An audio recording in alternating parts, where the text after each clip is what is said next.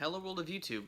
Since I have an album dropping next week that is a mashup record, one that I've worked on for such a long time, I figured, and I'm a big fan of mashup culture in general, I figured I'd give you guys kind of an entry point video talking about 10 albums, projects, artists within the genre of mashup, the culture of mashup, to give you guys kind of a taste of what I enjoy about the culture in general. I've talked about mashup culture in small pockets on the internet, and I figured I'd make a video dedicated to that. So here are 10, really kind of 11, but 10 mashup projects, artists, to sink your guys' teeth into before Bits and Pixels drops next week.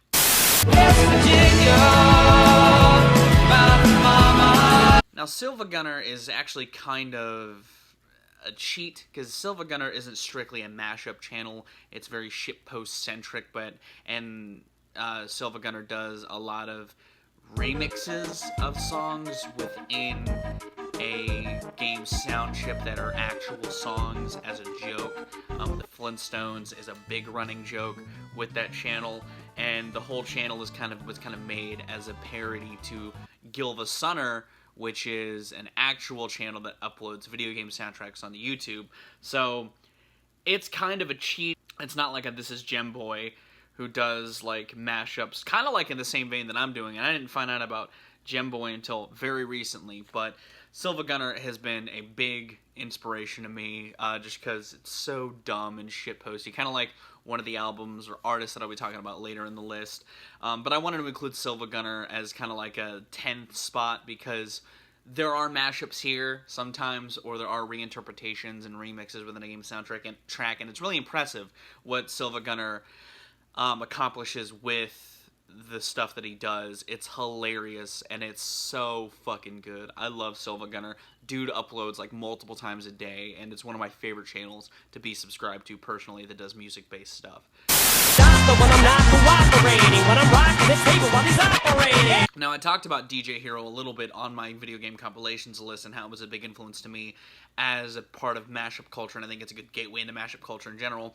So I included it on this list. If you haven't listened to any of the DJ Hero soundtrack, I'll link it in the description. I'm sure there's a playlist on YouTube somewhere that has it.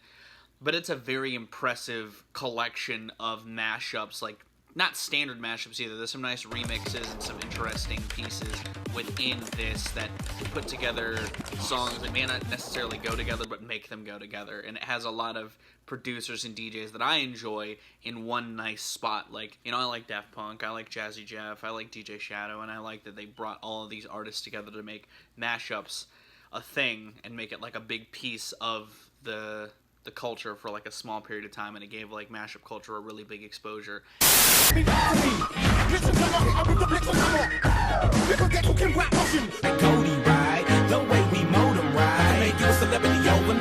So I'm kind of putting the Hood Internet and Super Mash Brothers together because they're kind of two sides of the same coin. They're both a lot of strictly regular types of mashups. You know, it's like A song and B song together to make a thing. Hood Internet and, well, actually both kind of dip into other experimental realms of the mashup genre, but that's kind of the bread and butter. Hood Internet Volume 1 especially is a great entry point into that kind of type of mashup. Same with All About the Skrillions.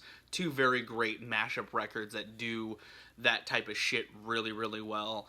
Again, I dip into that kind of stuff and some points in the record with like the Balls Over Baghdad, or the Guile Off Your Shoulders, or some of the other remixes I'm working on, and stuff like that was an influence and an inspiration. But if you want like a regular, like traditional mashup, those two records are good ones to go towards.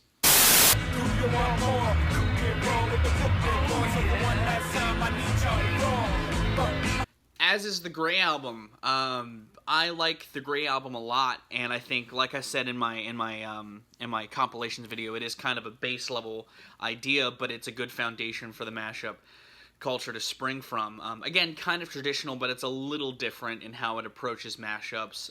But I like the way that it's done. I think Danger Mouse did a great job at putting the gray album or the black album and the white album into this nice cohesive nugget. Again, I like Jay-Z stuff and I like throwing together Jay-Z mashups, and while I don't have the Linkin Park mashup record on here, that is another thing for me that got me into mashups in the first place, because mashups are a very novel thing, and usually you'll have stuff like the Grey Album or stuff that I have later on down the list that inspired me, or like Silva Gunner, that's very niche and very almost novelty. It's almost novel in concept, but I mean, it works. I think making the Grey Album is something that was kind of essential for the culture, and I think that it's cool that Danger Mouse kind of helped, again, give some life to it and give it a nice foundation for artists to build off of.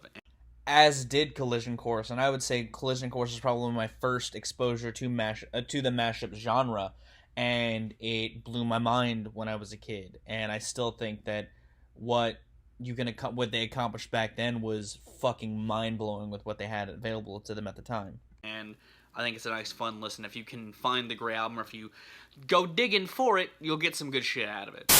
Shimmy, shimmy, y'all, shimmy, yeah, shimmy, yeah. Give me the mic so I can take it away. Now, Girl Talk was something else entirely. While I like his earlier stuff like Feed the Animals, I think All Day is his best project because it's his least sporadic, while he's still doing these multi-song layered odysseys on a track. The way that they're put together just feels so much more cohesive on All Day. He does a good job at spinning hooks together with all these mashups, like the section in one of the songs that goes from I Wish It Was a Little Bit Taller and T'Pau, and the T'Pau song into Creep and Shimmy Shimmy Ya.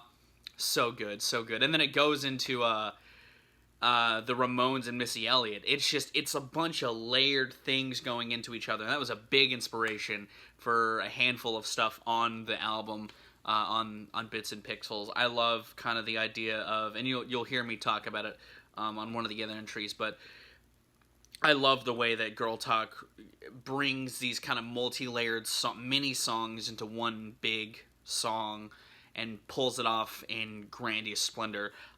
All Day was something that I spun a lot when it came out, and it's still something I'll revisit every now and again just because it's a fun time. It's a really fun record, and there's a lot of great upbeat shit in it, and I like it a lot. Like I said, I'd recommend his earlier stuff if you want some more experimental sounding mashup stuff, but All Day is a little more streamlined, and it comes together a lot better to me personally, without losing the kind of thing that sets Girl Talk away from the Hood Internet and Super Mash Brothers. It's good shit. On mission, we intercept the transmission, bringing exactly what the fans missing. You bear witness to the Now, PK Mao was actually a big inspiration to me because he mashed up video games and regular songs, and Raptendo 64, all three of them. They're just really interesting mashups, like the Banjo-Kazooie Wu-Tang one. He had the GoldenEye Saul Williams, or I think it was either Perfect Dark and GoldenEye and Saul Williams cut. Like, he does some really interesting things. The Jeru cut with Mario Party, fucking sweet. I like a lot of what is done on Raptendo 64, and it's one of the more direct inspirations to Bits and Pixels. In fact, there is a couple songs where I mash up kind of Nintendo 64 stuff with songs, and that would be the more direct link of an inspiration to me personally. I don't know if PK Mao is still on Bandcamp, but if he is, I'll link his Bandcamp down below. I'll try to link all of these projects down there, but Raptendo 64 might be one that's a little harder to find. I'm the one-man army they showing. I never been looking out. I keep MCs looking out. And I like Raptendo 64 and All About the Skrillions, DJ Hero. When I was really getting into mashup culture, I listened to a lot of Wugazi. Wugazi is a cool fucking idea. Fugazi and Wu-Tang brought together into a harmonious marriage is beautiful. I love Wugazi. One of my favorite records that came out earlier this decade, and a really interesting idea that I wish was explored more, because there's plenty of Fugazi and plenty of Wu-Tang that could come together, and I feel like this should have been more than just a blip on the internet when it came out. I have friends that really like Wugazi as well, that like may not love mashup culture, but love Wugazi because it's such an interesting experience. The two meld together a lot better than you might think, and I love the sounds on Wugazi.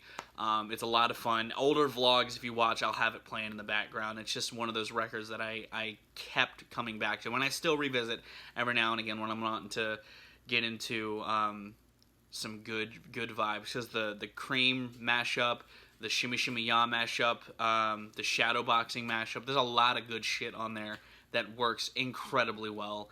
And again, I wish that there was more of it. Don't let your back react. You don't wanna see my hand with my hand react with James dress from the start of this, running the game. My boy Niel. Do you guys know how I feel about Niel? Mouth Moods was on my Albums of the Year list for 2017. And Mouth Silence and the other Mouth record, the Mouth Trilogy, is all just great mashups after mashups. Again, it's kind of like Silva Gunner in the fact that it's very shitpost-centric, it's very meme-centric, but Niel just pulls it off so very well. It is masterfully done. You know, there's so many great moments on especially Mouth Moods. You know, the beginning song having the starting line, having those opening tracks. But I love the focus of Wonderwall that crept up on Mouth Silence.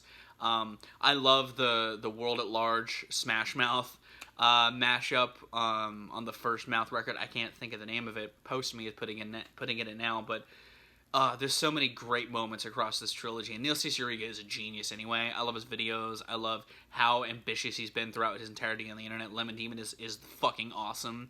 And I'm glad that he took the time. I don't know if he's going to make any more, but I'm glad he at least took the time to make 3 stellar mashup records to contribute to the culture in a great way. He added a huge dose of comedy that I don't think the culture wasn't aware of, because I mean I feel like there's a large part of mashup culture that kind of gets comedy and like gets that it can be funny, and that's what I like about it. You know, I drew a lot of inspiration on a couple of tracks from like Mouth Moods and Silva Gunner, and the fact that there's some memey stuff in there, and there's some like tongue-in-cheek comedy tinge stuff or reference or influence stuff on top of the other fun cool shit that you can do. And dudes like Niel and Silva Gunner were big inspirations to that part. And I feel like if you like shit like that, if you like funny things in mashups, you'll like Mouth Moods and Silva Gunner again, or any of the Mouth projects.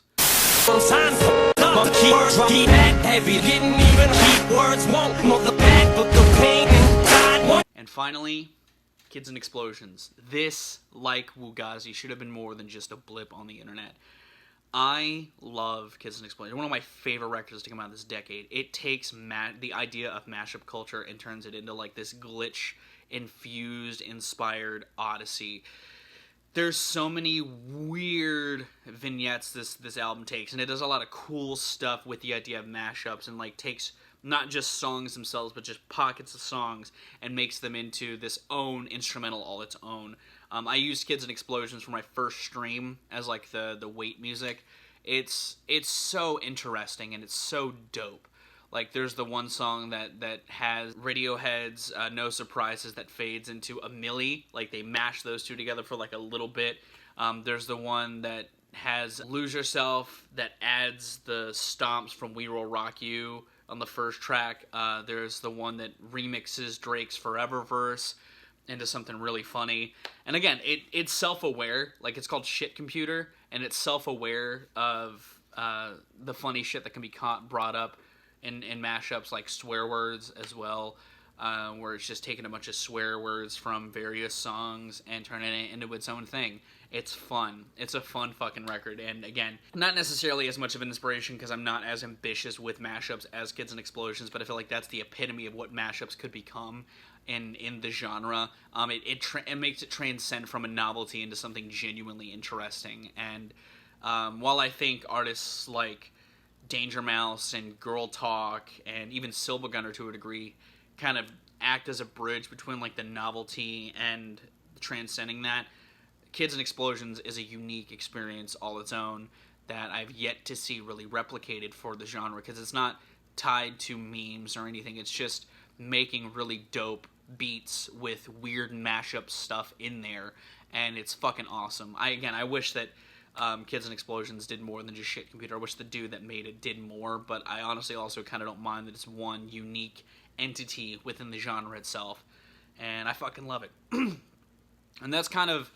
my give to you guys my list of 10-ish essential mashup projects, albums to check out for you guys to tide you over until Bits and Pixels drops next week. So some of you may be wondering why I didn't include I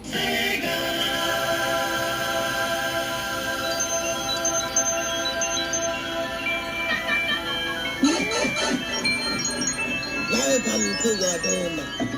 powerful. I am powerful. I am strong. I am strong. I choose Something for the kid in all of us. I should have known those alien maggots booby-trapped Wugazi. Our video game industry is hotter than ever this season.